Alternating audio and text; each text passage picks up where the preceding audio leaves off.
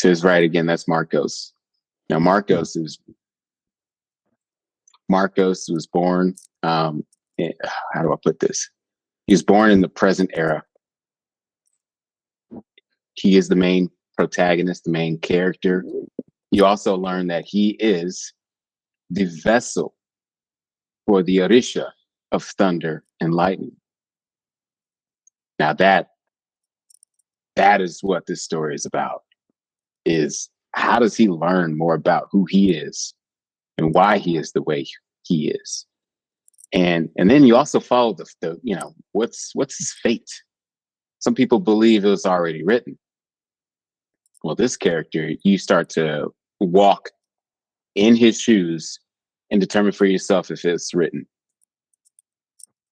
Marcos has the ability. He's flame retardant. He's able to call the lightning. He's able to manipulate energy, electricity specifically, and also he is an advanced enhancer, which means that he's able to increase his strength, speed, and also a rare trait that he possesses, and rare in a sense that not even Orishas tend to have this ability, but he's able to transfer his energy to others. And in this world, you this isn't a world where you willingly give yourself to others, and so you start to wonder, what is the use of that? I've got to say, I like this guy in the image.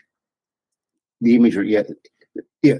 This guy's a king with a capital K. You just look at him and immediately know this is a king. I just like the image.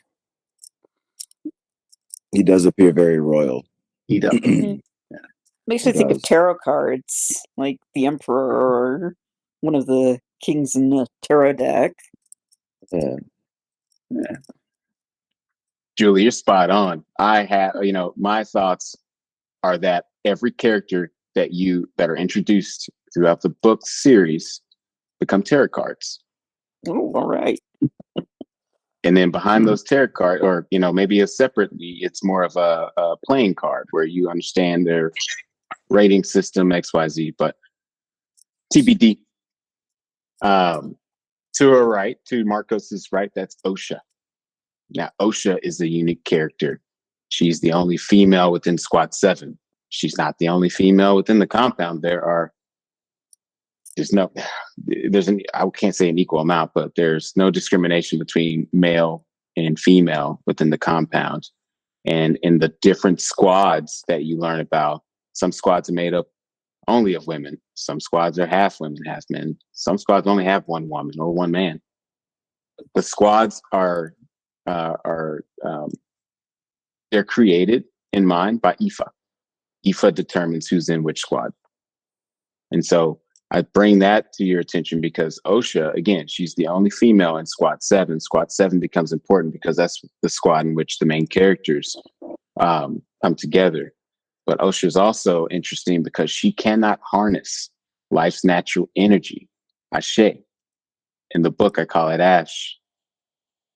And I'm still playing with the idea of whether I call it Ashe or Ash in the book, which I'd love to get your opinion about also. But Osha cannot harness it.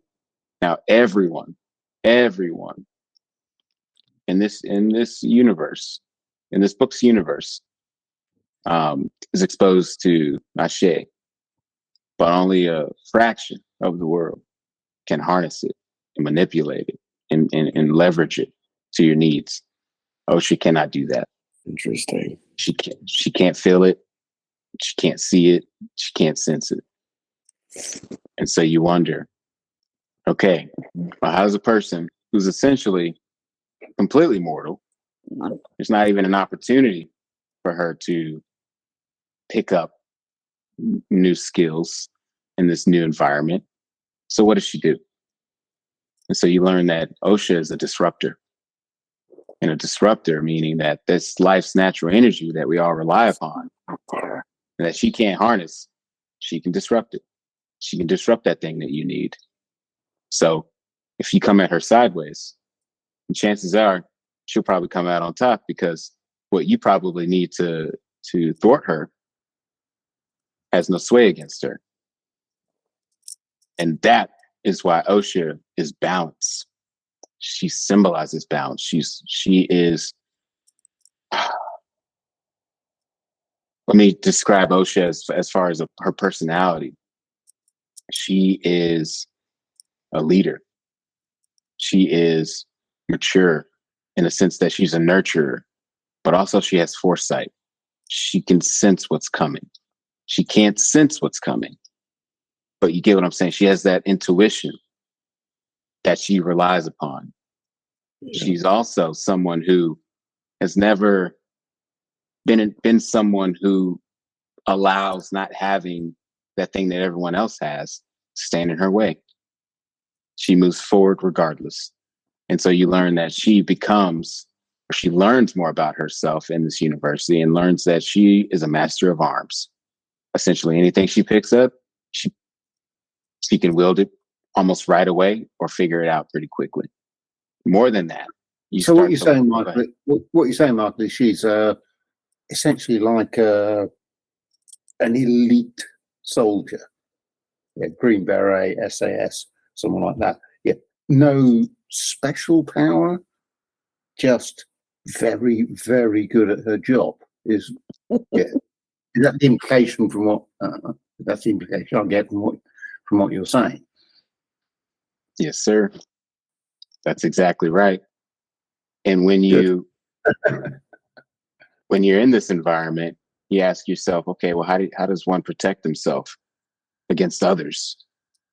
And if she's the only one that is who she is or like she is. But you're not introduced to in the first chapters, which I will keep back. But again, it's been introduced in the character essentials.